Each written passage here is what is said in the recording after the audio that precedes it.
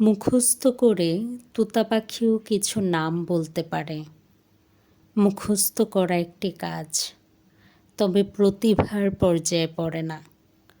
মুখস্থের পর্যায়কে উন্নতির মানদণ্ড ধরে নিলে মানুষ এখনও তোতা পাখির মতো হয় জঙ্গল নয় খাঁচায় থাকত।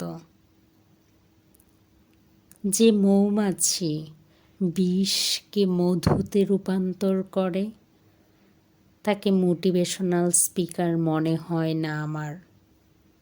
যে বিশেষজ্ঞ সাপের বিষকে ঔষধে রূপান্তর করে তাকেও মনে হয় না রাজনৈতিক বক্তৃতার প্রতিশ্রুতি।